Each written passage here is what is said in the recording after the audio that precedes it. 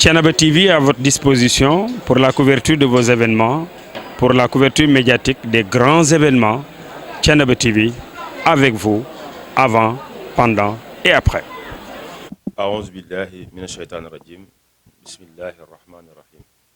ginnaaw bi ñu sant yàlla julli ci yonent bu tedd bi di sant sunuy wayjur ñu ngi nuyu le xalif général bu Thiénaba Baye Alassane Seck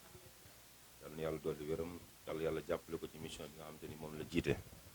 bi ñu nuyoo le xalif général di nuyu le sous-préfet de l'arrondissement monsieur Ndiak Sarr ak adjoint mais également di nuyu monsieur le maire de la commune de Thiénaba di ko jox wàccuwaayam nuyu médecin chef district bu Xombol di ko jox wàccuwaayam monsieur Ndour nuyu l'ICP Assane Dione mais également di nuyu CRS bi nga xamante ni ñoo ànd di liggéey tey jii yàlla def ma nekk ci bopp bi nekk la personne morale ma ànd ko ak sama adjoint Ngouda Saware mais également man su bi nga xam ne ñoo bokk tey plateau bi ñuy toog di nekk le trésorier général ak Cheikh Ndongo di nekk adjoint di nuyu également ñi nga xam te ñoo ñuy seetaan à travers donc la presse di am mbégte tey jii ak contentement daje ak yéen tey jii pour defal leen au moins bilan bi nga xamante ni nii mooy CRS bi 3 ans yi nga xam te def na ko mu toll ci ñetti at ak ay weer ma toog ak le trésorier général ñu war ko faram-fàcce war ko leral nit ñi suñuy kàddu nag mooy kàddu cant ak ngërëm d'abord la population de Thiénaba mais également sant ñi nga xamante ni ñoom la ñu àndaloon liggéey bi kenn jiituwu ci CRS bi ma lim léegi ñu nekk ay nit yoo xamante ni nii lépp leen engagé moom mooy taxaw lépp lu ñu gis ni lu yàngaar la ci dëkk bi ñu taxaw ci comme ni ñu ko defee donc ci hôpital bi ba yàlla defal ñu ci donc lii xew ba ñëwaat ñu falaat ñu donc ñu ngi ci sant yàlla bu baax mais également di sant ñi nga xamante ne ñoom doon liggéeyal muy techniciens yi Assane Dione ñu jël nuyoo bi teg ko ci loxoom ak cant gi donc moo ko madame Dramé Léna ak personnel bi nga xamante ni ñoo nekk ci poste bi yëpp loolu dañuy di sant ñoon di leen gërëm bu baax mais également di ñaanal le feu El Hadj Diop sopp na bi nekkoon koo xamante ni nii partenaire la woon non seulement ak CRS bi mais également bokk na ci aussi ñu doon conseiller CRS bi ñuy waaj def renouvellement yi je pense que ci du ma bàyyi ma wax lu noonu bokk na ci ñi woon dañuy dem seeti les autorités ni leen ñii moom kenn du leen fi jëlee ñu ngi ñaanal yàlla mi nga xamante ni nii moom moo am fa mu tëdd yàlla na ko gënal fi mu jugee yàlla na yàlla xaral ko aljana ci biir remerciement yooyu aussi tamit dañ ci nuyu dañuy ñaanal suñu ñaari wayjur yi nga xamante ni ñoom tamit jiitu nañ Baye Alassane nekkal leen fi muy ku mel ni le feu Serigne Cheikh Ahmad Tidiane Seck ak le feu Serigne Abdourahim Seck di ñaari kilifa yoo xamante ni nekkoon xalifa fii nekkoon ci ñoo xamante ni tam ñu doon jàppale CRS bi la ci lépp lu xamante ni mébal la woon wala lu ñu leen diis wax dëgg yàlla ñu taxawoon ci ñu leen ñaan yàlla na yàlla seral seen tërluwaay di leen jaajëfal bu baax di wax njaboot gi fi teg yàlla sàmm leen aar leen mais également remercier donc comme ni ñu ko defee keroog le maire de la commune ku ne xam na ni jot nañ fi benn échographie boo xamante ni nii à travers des partenaires italiens mu jaar ci commune bi ex ci CRS bi tey mu nekkoon loo xamante ni population bi yëpp soxla woon nañ ko donc ñu ngi ko ci sant aussi moom tamit di ko ci gërëm bu baax a baax di ko ci jox aussi wàccuwaayam parce que ku ne xam na ni santé moom compétence transférée la kon ñu ngi sant monsieur le maire bu baax ci loolu nga xamante ni nii wax dëgg yàlla jóge na ci ay partenaires italiens donc ñëw ci commune bi mais également médecin chef district bu Xombol tamit aussi ñu ngi koy sant bu baax ci liggéeyam ak ci taxawaayam ci jàppale donc bu mu taxawoo CRS yi donc ñu ngi ko ci jaajëfal moom tamit bu baax a baax di ko ci sant di ko ci gërëm mais également wax naa ko léegi doon mu nuyoo d'abord techniciens yi nga xam te ñoo àndal parce que tey bu poste bi demee ni tam ñoom mën nañu aussi tamit ñoom bu CRS bi ñëwoon rek pour liggéey te ñoom tamit ñoom doxaluñ ñu war doxal def naa ni résultat yi am mën na bañ a am mooy ku mel ni donc ICP Assane Dione ñoo ceq ak moom liggéey bu am solo donc la sage-femme leen ak personnel bi nga xam te ni ñoo nekk ci kii bi ñoom tamit yàlla na ñu sant leen gërëm leen ci nga xam te ni nii seq nañu ko ak ñoom muy ci dëgg mais également fexe nu poste bi donc avancé loolu aussi tamit danañ ci sant bu baax di leen ci gërëm bu baax def naa ni daal cant yi ak ngërëm yi foofu lañ koy yemale sant la population bi am confiance ci ñun ba joxaat ñu deuxième mandat parce que tam def naa ni association yi ñoom ñooy falit association yi population bi lañ fi nekkal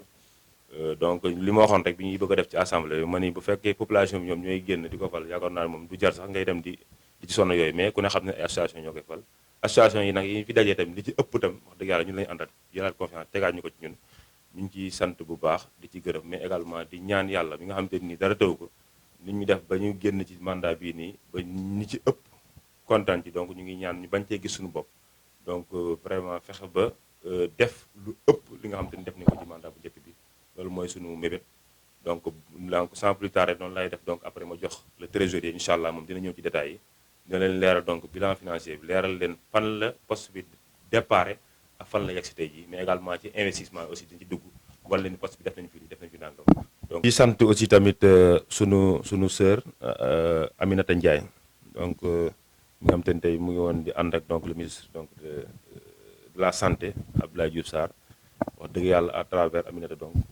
indi fi ay matériels yoo xam te ni matériel am solo la yoo xam te ay jumtukaay la jëm ci poste bi ñu ko ci sant bu baax di ko gërëm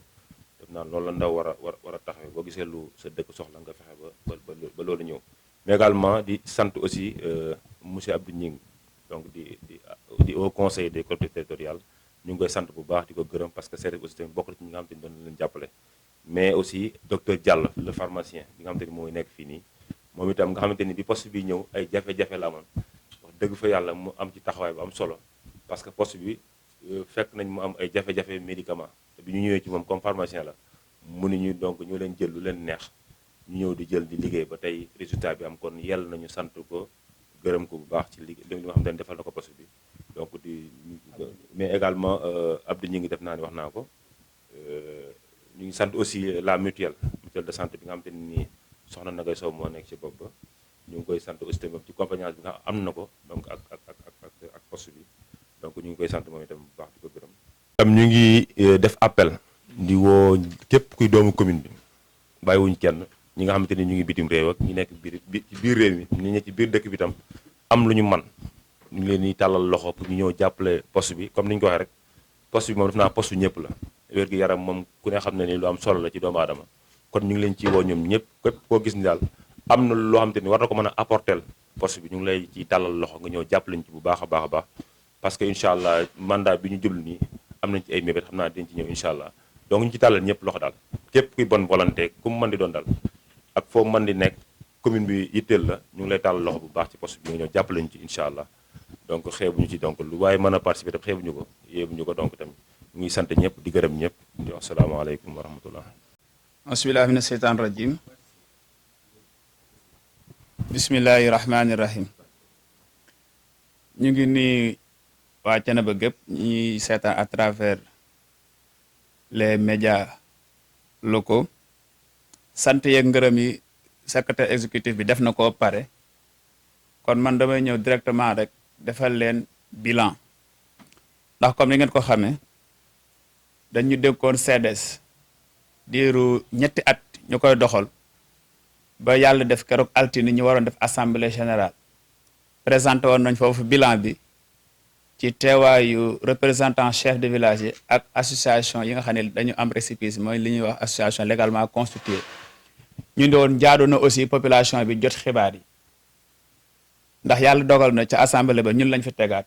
donc leeralal population bi farata la ci ñun nag ñu ngi ñu faloon 2018 août 2018 lañ ñu faloon man ma doon trésorier général bi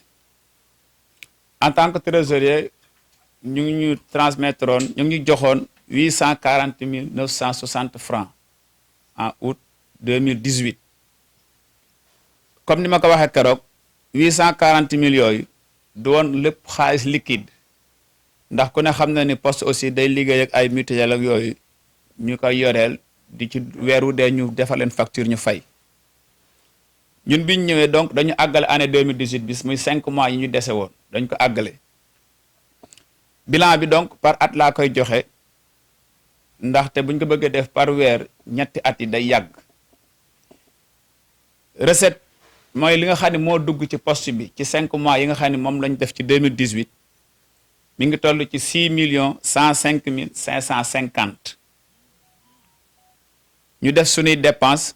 mu toll ci 5 710 303 donc weer woowu boo jëlee différence bi mooy li nga xam ne moom lañ dese bi ñu defee dépense yi 395 158 francs la muy année 2018 2019 ñu liggéey 12 mois donc am ci recette li nga xam ne moo dugg ci poste bi ci xaalis 18 millions 876 mille 140 dépenses yi ñu calculer ko mu toll ci 17 millions 457 mille 004 donc at moomu am nañ ci solde en caisse bi 1 million 419 mille 136 année 2020 li ñu am ci recette ñu ngi toll ci 31 millions 855 mille 140 dépenses yi 28 millions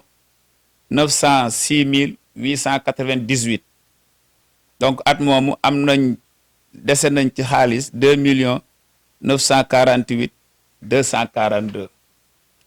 année 2021 ñu ngi am ci recette 34 millions 112 mille 190 francs dépenses yi toll ci 32 millions 166 mille 735 recette solde bi nekk 1 million 945 mille 455 année 2022 muy at mi ñu nekk ñu jël bilan janvier ba avril ndax avril la ñu renouvelé donc foofu la ñu mënoon yemoon pour def bilan ñu ngi amoon ci recette 10 millions 275 mille 100 francs dépensé 9 millions 763 mille 401 donc mu des 511 mille 699 donc buñ ko xoolee buñ ko xaymaa ci diiru liñ fi toog ci ñetti at yi ak ay weer comme ni ko góor a waxe léegi di dugg lépp ci ay recette ci poste bi mi ngi toll ci 101 millions 224 mille 120 francs li ci génn ñu def ko ci ay dépenses mi ngi toll ci 94 millions 004 mille 341 donc li ñu dese mi ngi toll ci 7 millions 219 mille 050 léegi dépense yi nag parce que comme ni ñuy wax mooy chaque weer wu dee dañuy toog ak l'infirmier ak le pharmacien ñu toog def bilan li ñuy wax cogestion muy calculer dépense yi nga xam ni dépense boo def parce que poste bi noonu lay doxee loo def day am facture buñ calculer dépense yooyu ak recette yi nga xam ne moom la poste bi moom la patient yi fay différence bi la ñuy def la cay des mooy li ñuy wax solde en caisse donc bëggoon naa leeral foofu ci 7 millions 219 mille 050 francs yi xëy na lépp du doon xaalis boo xam ni dafay doon liquide ni ñu mën ko téye mais ci biir 7 millions 219 mille 850 comme ni ma ko waxoon ba may commencé bor biñ ci fekkoon da ciy dugg ak li nga xam ni moom la mutuelle yi yoreel poste de santé bi boo ci génnee loolu li ci des lépp argent liquide la boo xam ne mi ngi ci compte bi ci 7 millions 219 mille 050 francs yi aussi bëggoon naa leeral nit ñi ni CMU bokk ci ndax ñun biñ toogee yor poste bi ba léegi CMU fayaguñu donc CMU bi bu ñëwoon kon li ñuy wax solde compte CDS bi dana ëpp lii parce que comme ku ne xam na ne ku ne compte da ngay wax crédit ak débit mooy liñ la yore aussi sa xaalis la da nga koy calculaale donc foofu aussi bëggoon naa ci leeral bëggoon naa indi ici ay leeral ci dépense yi nan lañ ko dépensé parce que xëy na sax lépp li may wax keroog bu ñu ko doon indi facture du xaj ci salle bi parce que même benn paquet paracétamol day am facture donc mënul xaj ci salle bi waaye am na loo xam ni def nañ ko ci loo xam ni ñëpp mën nañ ci teg bët ñu lim ko ci nga xam yi nga xam ne dépense yooyu d'investissement la bokkul ak li nga xam ne mooy motivation personnelle beeg ambulance bi ngay réparer carburant yi ngay jënd ak téléphone yi biñ ñëwee li njëkk gis mooy personnel bi mooy ñuy liggéey seen toit fi ñu nekkoon toile dañ fekk mu yàqu bi ñu accès daar loolu la njëkk defar ci investissement yi aussi toilette patient yi ñaari box la woon ti baaxul woon ñu réfectionné ñaari box yooyu defaraatal leen yeneen 3 box parce que ku ne xam na ne malade day soxla aussi toilette yu adéquat biñ ñëwee aussi ku ne xam na ne poste boo masaan dugg si nit ñi ci naaju la ñuy taxaw te ñu jàpp ni poste de santé wala structure sanitaire accueil dafa am njariñ ci la ñu xalaat defar ñaari salle sous forme de ay mbaar yoo xam ni karale ko boo ñëwee toog fa ba keroog ñu lay def appel nga doog a mën dugg gis l'infirmier ñaari salle d'attente defar nañ ko CDS aussi chaque gàmmu dina wax ak le comité d'organisation fexe ci participer ba gàmm gi jaar yoon. bi ñëwee aussi dañ gis ni sa mise en observation mooy fi ñuy tëral patients yi pour di leen samp bitel ak yooyu benn salle lañ ci fekkoon góor ñi ak jigéen ñi ñoo ko doon bokk ñu xam ni dëkk rafetul sax ci patient rawatina nag ci dëkk bu toll ni Thiénaba ñu fexe ànd ak les techniciens sanitaires ñu fexe ba defar beneen deuxième salle de mise en observation boo xam ni léegi góor ñi ak jigéen ñi dañ leen di séparer. defar nañ aussi fële ca parce que poste santé ñaari poste santé muy maternité comme ni ko monsieur Sawaré waxee keroog boo fi miinu lool doo woon xam fan mooy poste de santé bi doo xam fan mooy maternité bi ñu ni loolu jaaduwul ñu wut ay panneau lumineux yoo xam ni dañ koy def ci porte d'entrée poste de santé bi def ko aussi ci maternité bi ba nga xam ni boo jàngee tuuti boo ñëwee doo laajte mën nga waaxu dugg maternité aussi parce que bu njëkk gardien bi mi ngi doon nekk ci actuellement fi loko gendarmerie bi ne bi gendarmerie ñëwee occupé foofu gardien bi mënuñ ko woon bàyyi noonu te duñ ko wutal logement ñu créé fa logement boo xay ni pour gardien maternité bi la ci maternité aussi ñi doon am doom ak ñi am doom ba pare ñoo daan nekk ñu ne loolu aussi jaadul ci poste de ci structure sanitaire ñu fexe ko séparé ba def réfection li ñuy wax salle de suite de couche defar nañ ko foofu pavage aussi parce que ambulance bi daal woon mën dugg arrière ba sës ci maternité bi parce que foofu da doon taa dafa genre cuvette la doonoon ñu ni loolu il faut ñu jóg ci ñu def pavage ci bunt bi ku fa dem di nga ko gis ci bunt bi ba ci porte d'entrée bu mag bi defar nañ ko pavage ba nga xam ne tey ji ba doon évacuer ambulance bi day arrière ba sës nga xam ne malade bi dina fournir moyen d'effort pour yéeg ci oto bi logement ICP bi aussi porte bu ndaw lañ fi fekkoon ci léeg-léeg ICP yi dañuy am ay bagages yu ñu war dugal ci kii wala seen oto yi nangam ñu changé ko def ko porte bu mag boo xam ne nii actuellement ni loo am ci matériel aussi oto dina mën dugal moom ba ci biir ci kaw aussi personnel bi parce que biñ ñëwee benn infirmier lañ fi fekk ak benn sage-femme mooy ñi nga xam ne moom la ñuy état yónnee moom la état affecté ci zone bi ñu xam ni poste de santé Thiénaba ak village yi mu polarisé loolu benn nit mënu ko dékku ñu xalaat waxtaan ci recruter l'infirmier un adjoint boo xam ne nii poste bi en permanence dina am ko fi nekk muy les week-ends muy les jours fériés muy guddi muy bëccëg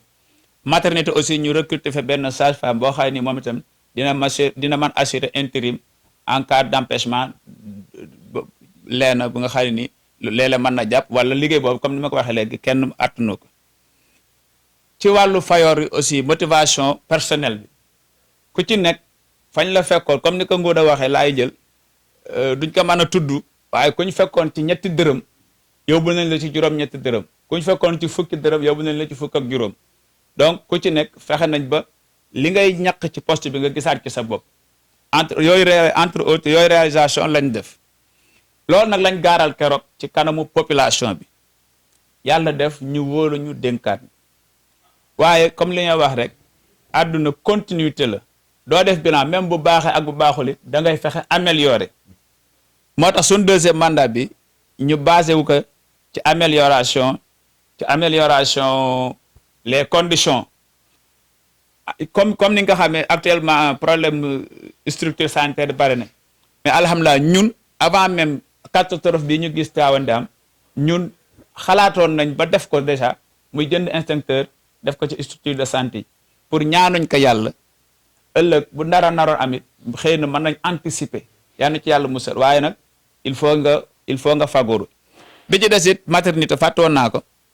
parce que ci collaboration mère amoon nañ benn échographe mais échographe dafa war am appareil bu muy àndal bu ñuy wax imprimante pour boo defee écho moo mën ko tirer am les résultats kooku CDS bi moo lijjanti ak ay partenaires am ba doté l'appareil d'échographie d'une imprimante boo xam ni actuellement fonctionnel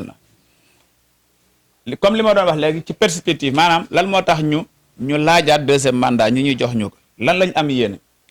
dañ wax ni poste santé c'est bien beau jàmbaar lañ infirmier yi baax nañ mais nag bët du yenn waaye dañ xam ne lu bopp attan ku gis flux bi ak recettes yi dugg di nga xam ni poste de santé Thiénaba cadre am dépassé na doon poste de santé donc fi mu ne nii benn combat la ñu war mëne boobu nag du combat CDS combat ñun la les autorités administratives les autorités religieuses et les autorités politiques et locales des collectivités territoriales muy nan la ñuy fexe ba doté Thiénaba d'un centre de santé boo xam ni digne de son nom la loolu moom mooy sunu premier combat bi ci des it comme li ma la ni ñu ko waxee woon léegi mooy améliorer toutes les conditions d'accueil les conditions de prestation les conditions du personnel soignant ñoom ñëpp ñu fexe ba ku ci ne yëg ni deuxième mandat bi moo leen gënal première bi mais daan bi ci gën a rëy chantier bi nga xam ne moo ci gën a rëy ci ñuy ñaan waa Thiénaba gépp jàppale ñu ci xel ci xalaat ci gise ci collaboration mooy ñu fexe ba am centre de santé yaakaar naa bu ñu amee centre de santé xëy na yenn difficulté yëpp dinañ ko fàtte bu doon ay souvenir yaakaar naa ne bu fekkee ni fàttewuma président secrétaire waaw am nañ en attendant que ñuy am réalisation suñu rêve bi muy am centre de santé waxtoon discuter woon nañu le maire pour en attendant ñu may ñu ci ginnaaw poste bi ñu mën ko élargir yokk fa lu bon 2 mètres 3 mètres parce que am na travaux yoo xam ne war nañ ko fa mën def loolu suñu xel dal na ci ndax keroog le maire am na comme fa yawal muy son 3e adjoint Gora Diagne ñu koy sant aussi ci taxawaayam yëg na xibaar bi ci jàpp nañ ni lam ca wax incha allah dina discuter ak maire ba foofu ñu mën ñu ko jox légalement ñu jéem def expansion poste de santé bi en attendant maintenant de réaliser un centre de santé